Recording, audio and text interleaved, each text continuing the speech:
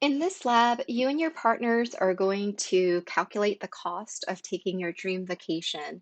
So you're going to plan ahead where you're going to try and figure out how much you need to save each month for the next 48 months. So we're planning way in advance here, 4 years in advance, so that you can take your dream vacation. So the first thing that you're going to do in part one is pick a destination from the list of cities that I've listed here. And you're going to spend about 7 days for your vacation, 2 of those days traveling, and then 5 days relaxing and doing all your excursions.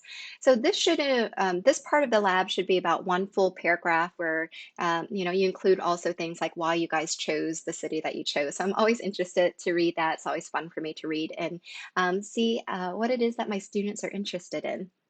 And so once you've decided on your destination, the second thing you need to do is create a budget. So this is going to be a formal budget, and you can make it as a list. So you can either use Excel or you can just use Word, whatever is easy for you, and actually make a list of all the things that you're going to do and how much it's going to cost. So basically what you're going to do is come up with your formal budget. So an itemized list would be things like, okay, if you're flying to your destination, how much is it going to cost to fly? And guys, use Google. You're going to do a little bit of research here to figure out how much it's going to actually cost. So please don't make up these numbers. Actually look up flights and then look up things like if you guys decide to stay at a hotel, which hotel are you staying at?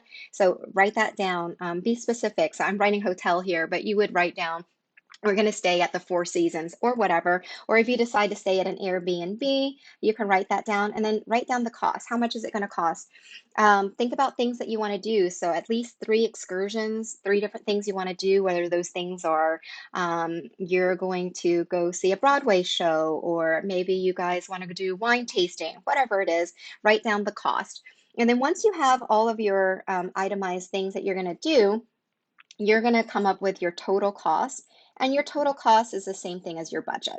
Okay, so once you have this budget amount, then the next thing that you're going to do is figure out how much you need to actually save each month for the next 48 months so that you have enough money, meaning that at the end of 48 months, your savings account is going to reach that budget amount. Okay, so I'm going to show you how to do this by using an example, and you're going to do this for your own budget. Okay, so the first thing that we're going to do here is once you come up with your total cost or your budget, you need that information. So I'm going to write down here that after figuring out what I want to do and where I want to go, my formal budget is going to be $10,000. And then we're lucky enough where we're able to actually save our money into a savings account with a bank that gives us a very generous interest rate of 6% compounded. So let me write this down, 6% interest rate. So this is my interest rate compounded monthly. Okay, so that means that every month the bank's going to compound that 6%. So that would be 6% divided by 12, compounded monthly. Okay, so that basically gives me 0.06 divided by 12, or an interest rate of 0.005 per month. Okay, all right. So once you have that information, then we actually need to figure out how much money. So how much money am I going to save per month? Meaning how much money am I going to deposit into my savings account each month so that at the end of 48 months or 4 years, I end up with $10,000 in my savings account. So I'm going to show you how to use your graphing calculator to do this. If you don't have a graphing calculator, then maybe you just want to see if you can borrow one from a friend just so that you can get that amount that you need to put into your savings account each month. So I'm going to show you how to do this on your calculator, but real quickly here's a screenshot. You're going to go to the apps button on your calculator, and then from here, choose the finance app, and then from there, you're going to choose TVM Solver. So once you get to this page, your calculator is going to look something like this. So let me explain what all of these variables stand for. N is the number of months. So here we're going to calculate for 4 years or 48 months. The interest rate is 6%. PV represents the present value. So how much money is in that savings account right now when T is 0. So that's 0. You don't have any money in there just yet. And this is what you want your calculator to calculate for you. You want it to calculate your payment value. And in the context of this problem, your payment value just basically means how much you need to save to save, or I'll use the word deposit, into your account each month. Okay, so how much do I need to save each month so that at the end of 48 months, I reach that budget of $10,000? FV means future value. So future value, that's the same thing as your budget. Okay, so I need my savings account. If I put in, X amount of dollars every month, earning interest of 6% compounded annually, then by the end of 48 months, right, the future value of my account should reach $10,000. So that's what I would put in there. P-Y means payment per year. We're going to make 12 payments, which basically means I'm going to put 12, I'm going to deposit 12 times into my savings account. And then C-Y is compound per year. So the interest is being compounded 12 times a year. And then you're going to choose the option N, meaning that we're going to have the bank calculate the interest and everything at the end of each month. Okay, so let's see what that looks like on the calculator. So let me pull up the calculator here and scoot this over and put in all this information into the calculator. So again, you're going to go to apps, choose finance, click on TVM solver, and then type in all that information. So 48 months, interest rate of 6%. I don't have anything in my account right now, so my present value is 0. My payment amount, I'm going to ask my calculator to calculate that for me after I put in all the other information. Future value is my budget. Okay, how much I want my account to be after 48 months. I'm going to make 12 deposits, and interest is compounded 12 times. Okay, all right, so to figure out your PMT, which is how much you're going to actually put into your savings account each month so that its future value is $10,000, I'm going to use my arrow key here to go back to that 0, and then from here, you're going to actually press alpha, so alpha, and then enter. And when you do that, it's going to give you negative, well, for my example, it gives me negative $184.85. So what this means is that every month I have to put in $184.85 into my savings account, and I have to do this for 48 months so that my savings account will eventually balance out to $10,000. So that negative sign just means how much you have to put in now to get a future value of 10,000. So that's why it's that negative sign.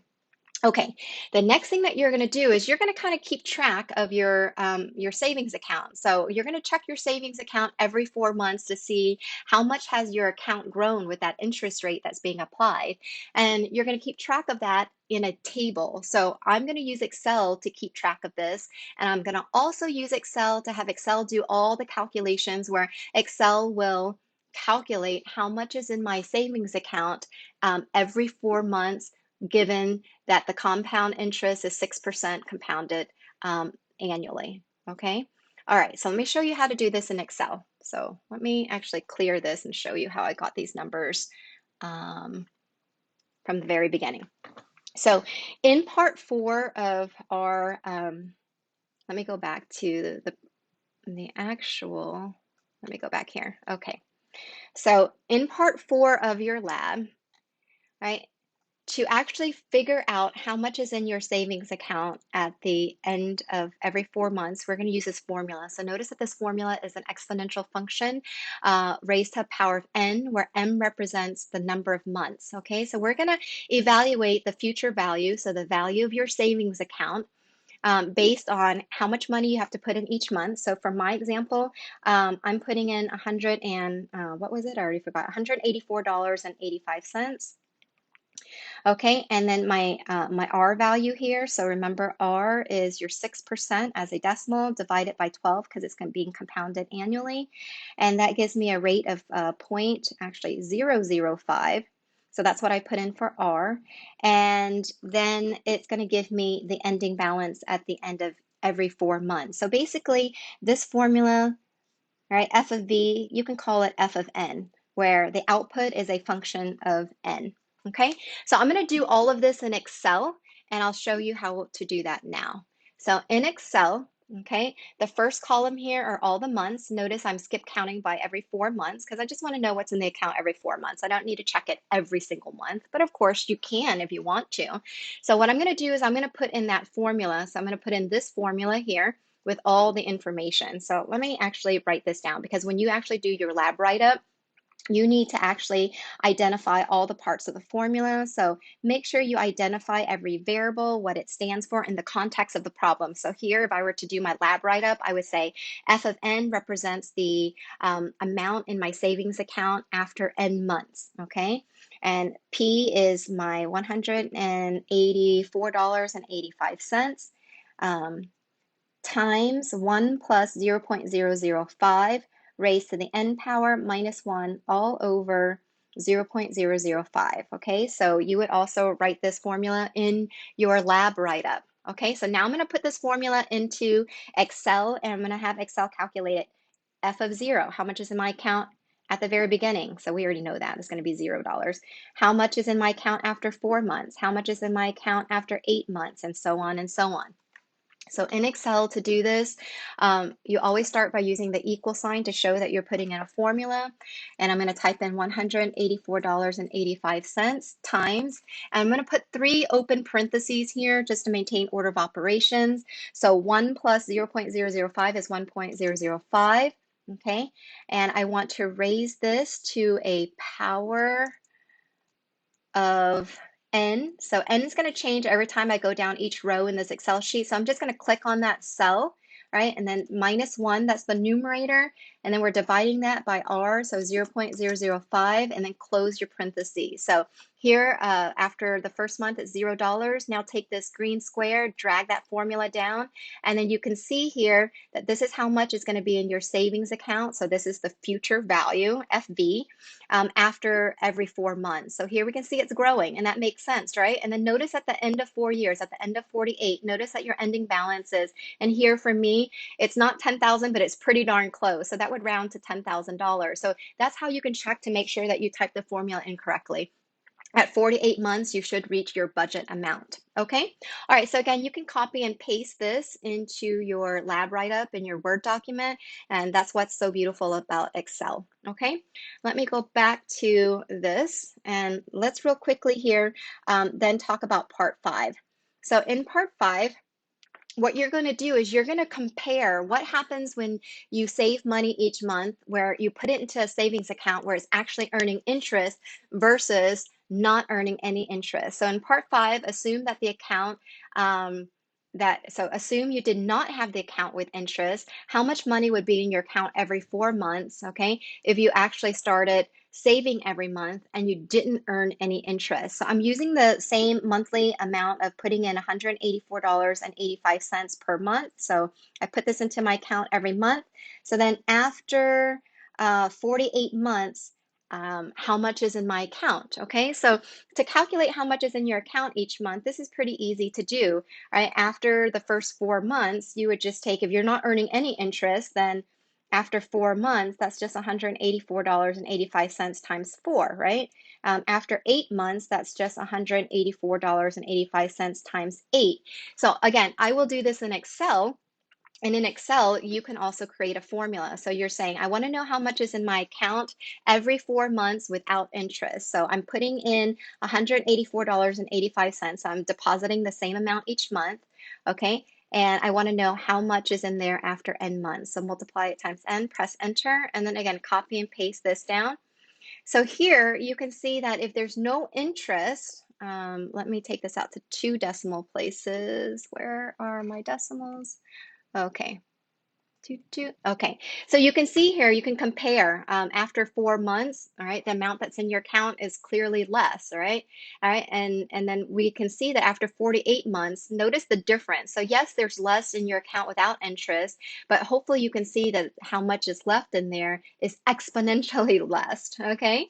All right, so again, this is what you can do in Excel to see how much is in your account after every 4 months. And the next thing that you're going to do is you're going to create a graph of this. So you're going to create a graph of what your balance account looks like with interest and then also without interest. So I'm going to just highlight all 3 columns here. And just like in Lab 1, copy that and then insert your graph here. So here we can kind of see the difference, all right? And you can see that there is a difference in the amount in your account for the one that earns interest versus the one that does not earn interest. And then from here also make sure that you give it a nice title and label your axes. So here I'll probably call this something like account balance. Okay, and then you want to keep the key here so we know what blue and orange stands for. Here, I would probably just label this balance and then put the unit. This is in dollars, okay? We're not looking at francs or pounds here.